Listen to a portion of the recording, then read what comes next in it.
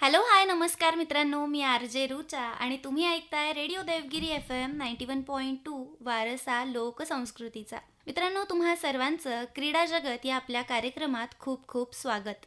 इथे आपण वेगवेगळ्या खेळाडूंशी बोलत असतो, त्यांचा प्रवास जाणून घेत असतो. खेळ म्हणजे फक्त स्पर्धा नाही, तर मेहनत, जिद्द, शिस्त आणि स्वतःवरचा विश्वास असतो. आणि आज आपल्या रेडिओ देवगिरीमध्ये अशीच एक प्रेरणादायी खेळाडू आपल्या सोबत उपस्थित आहे, जिने स्विमिंगच्या क्षेत्रात राष्ट्रीय स्तरावर आपली छाप उमटवली आहे. चला तर मग आज आपण नॅशनल स्विमिंग प्लेयर क्षितिजा हिच्यासोबत गप्पा मारूया आणि तिचा प्रवास तिच्याकडनं जाणून घेऊया. तर सगळ्यात आधी क्षितिजा, तुझं खूप खूप स्वागत आहे आपल्या कार्यक्रमात. धन्यवाद. क्षितिजा, मला तुझ्याकडनं जाणून घ्यायला आवडेल की तुझी जी स्विमिंगची सुरुवात आहे ती नेमकी कशी झाली. म्हणजे तुला लहानपणापासून आवड होती की कोणी तुला इन्स्पायर केलं? लहानपणापासून आवड होती मला आणि खूप एन्जॉय करायचे मी पाणी बघून वगैरे आणि हम्म. एक प्रकारचा लगाव होता मला पाण्याशी आणि ते ओळखून माझ्या पॅरेंट्सनी मला स्विमिंग ह्या स्पोर्ट्समध्ये टाकलं. अरे वा, किती छान. मग जेव्हा तू पहिल्यांदा पाण्यात उतरलीस तर तेव्हा तुला कसं वाटलं? खूप छान वाटलं मला असं एकदम हॅपी हॅपी वाटलं कारण आधीपासून मला खूप छान वाटायचं पाण्याला वगैरे बघून. हम्म. मग तुला तुझी पहिली एखादी कॉम्पिटिशन आठवते का जी तू खेळली आहेस, आणि मग त्याचा एक्सपिरियन्स कसा होता? हो, आठवते. त्यावेळेस मी 4th स्टँडर्डमध्ये होते आणि फर्स्ट कॉम्पिटिशन असल्यामुळे टेन्शन, प्रेशर ते सगळंच होतं. बट तरी फर्स्ट कॉम्पिटिशनमध्ये मी सेकंड रनर अप घेतलं होतं अरे वा. आणि तेव्हापासून मला खूप असं इन्स्पायर्ड फील झालं की लाईक मी हे सिरियसली कंटिन्यू केला पाहिजे हम्म. गेम.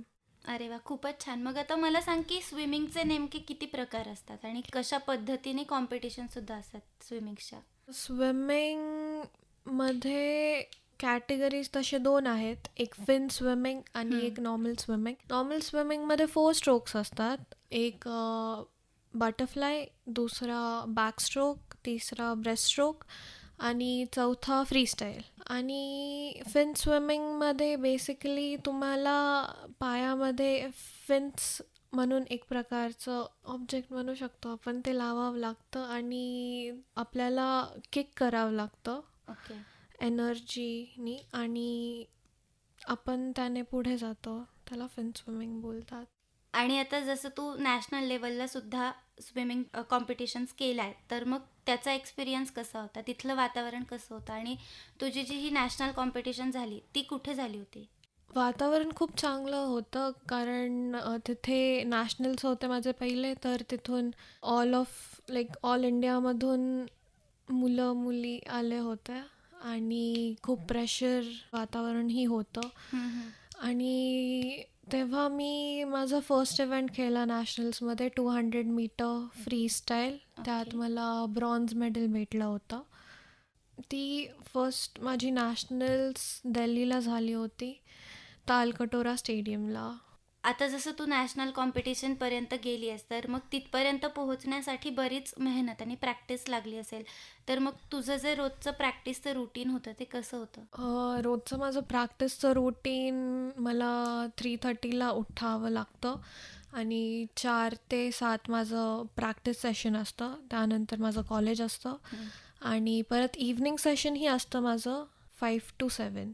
आणि आत्ता जसं तू म्हणालीस की तुझं मॉर्निंग प्रॅक्टिसचं पण एक सेशन असतं, तर मग कधीतरी असं झालं असेल ना की प्रॅक्टिसला जायची कंटाळा आलाय, तर मग या फिलिंगवर कसं तू गिवअप न करता स्वतःला मोटिवेटेड ठेवलंस?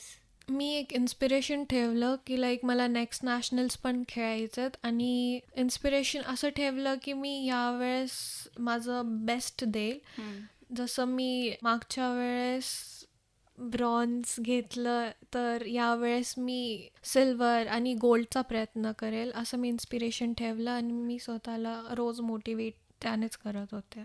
अरे वा, किती छान. मग मला सांग, आता तुझा स्विमिंगच्या कॉम्पिटिशनच्या वेळेसचा किंवा मग प्रॅक्टिसच्या वेळेसचा असा एखादा मोमेंट असेल ना की जो तुला आठवल्यावर आजही समाधान वाटतं किंवा छान वाटतं, किंवा तो असा मोमेंट आहे की तो कधीच तू विसरू शकत नाहीस? माझी फर्स्ट सी स्विमिंग होतं मालवणला. हम्म. त्यात मला 2 किलोमीटर पोहायचं होतं समुद्रात मालवणला.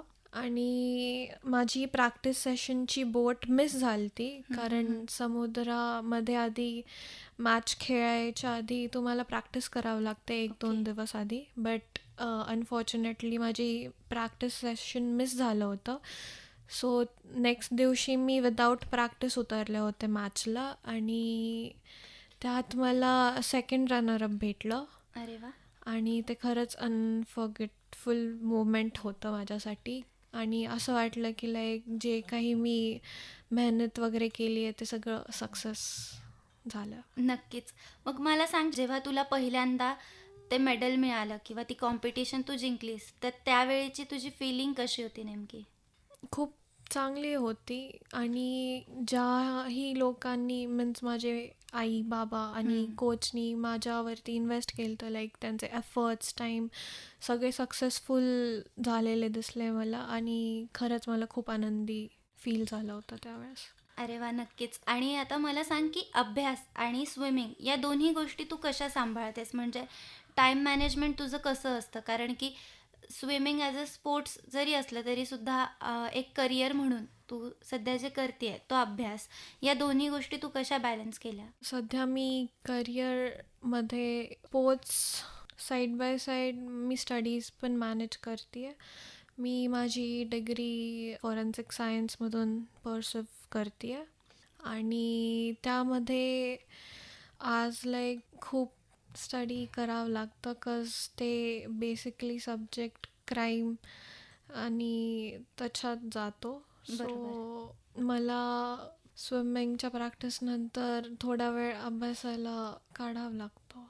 आणि जसं की आई-बाबांचा रोल खूप मोठा असतो, त्यांचा सपोर्ट खरंच खूप गरजेचा असतो. तर मला तुझ्याकडनं जाणून घ्यायला आवडेल की तुझ्या आई-बाबांचा आणि स्पेशली तुझ्या कोचचा तुला सपोर्ट कसा होता? बाबांचा आणि आईचा सपोर्ट खूप जास्त भेटला मला, कारण बाबा माझ्यासोबत सकाळी प्रॅक्टिसला वगैरे ये आणि जा करत होते. आणि साईड बाय साईड आई माझ्या डाएट आणि फूड इनटेकची काळजी घ्यायची. कोचनी माझ्यावरती खूप लक्ष दिलं इंडिव्हिज्युअली आणि खूप इन्व्हेस्ट केलं. सो त्यासाठी मी खूप ग्रेटफुल आहे. आता जसं तू म्हणालीस की एका स्पोर्ट्स पर्सनसाठी डाएट आणि फिटनेस खूप मॅटर करतं, तर मग तू या गोष्टींकडे कसं लक्ष दिलंस? म्हणजे फिटनेस आणि डाएटची काळजी कशी घेतलीस तुझ्या? मी बाहेरचं अवॉइड केलं. आणि मोस्टली मी घरचं उकडलेलं वगैरे हेल्दी प्रेफर करते. बट जेव्हा मला काही ऑप्शन नसतो, लाईक जेव्हा मी कॉम्पिटिशन्सला वगैरे जाते तेव्हा पण मी खूप प्रयत्न करते की मी साधं खाईल. सो मोस्टली मी असं बाहेरचं तेलकट आणि वगैरे टाळते. मग आता मला सांग की अभ्यास, स्विमिंग या सगळ्या गोष्टी जेव्हा मॅनेज करतेस तेव्हा एक असा मोमेंट येतो ना की जेव्हा वाटतं की सगळंच खूप कठीण होत चाललंय, तर मग त्या मोमेंटमध्ये तू स्वतःला कसं सांभाळतेस किंवा हँडल करतेस? First of all me meditation करते आणि थोडं टाईम देते मीन्स माझ्यावरती. आणि जे काही मी विचार करते आहे, जिथे मी स्टक झाली आहे त्याला थोडा टाईम देते मी. आणि त्याच्यावरती परत एफर्ट्स आणि वर्क करायला चालू करते. अरे वा, किती छान. मग आता मला सांग की तू पुढे स्वतःला आता कुठे बघतेस? इंटरनॅशनल खेळायचा तुझा काही प्लॅन आहे का? हो, नक्कीच. मी त्या पोझिशनवरती मला स्वतःला इमॅजिन करते आणि त्याप्रमाणे मी वाटचाल ही चालू केलेली आहे. लवकरच मी ते स्वप्न पूर्ण करेल. अरे वा, नक्कीच. आणि आता जाता जाता जे मुलं आहेत ज्यांना स्पोर्ट्समध्ये करिअर करायचं आहे किंवा ते स्वप्न बघतायत नॅशनल इंटरनॅशनल खेळायचं, तर त्यांना तू काय सांगशील? जसं मला पाणीशी लगाव आहे म्हणून मी स्विमिंग हे ॲज अ स्पोर्ट चूज केलं. बरोबर. तसं तुम्ही तुमच्या टॅलेंटला ओळखा आणि करिअर करा त्यात, इतकंच सांगू शकते. नक्कीच. आणि आता तुझ्याशी गप्पा मारून तुझा प्रवास जाणून खरंच खूप छान वाटलं.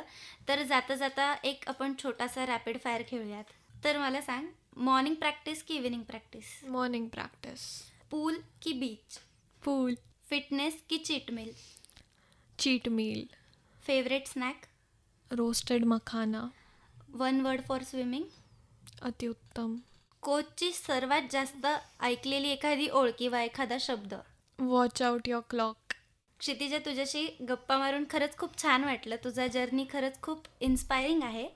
आज तू इथे आलीस आणि आमच्याशी एवढ्या छान गप्पा मारल्या, तुझा जर्नी आमच्यासोबत शेअर केला, त्याबद्दल तुझे खरंच खूप आभार. तुम्ही मला बोलवलं त्याबद्दल मी रेडिओ देवगिरीचे आभार मानते. मला पण इथे जर्नी शेअर करून छान वाटलं. थँक्यू. मित्रांनो, मेहनत, जिद्द, आत्मविश्वास असेल तर यश नक्कीच मिळतं, हे आज क्षितिजाने आपल्यासोबत मारलेल्या गप्पांमधून आपल्याला नक्कीच कळालं असेल. तर आजचा हा खास भाग तुम्हाला कसा वाटला हे आम्हाला नक्की कळवा. भेटूयात पुन्हा नवीन खेळाडूसह आपल्या याच कार्यक्रमात क्रीडा जगत. तोपर्यंत ऐकत रहा रेडिओ देवगिरी FM 91.2 वारसा लोकसंस्कृतीचा.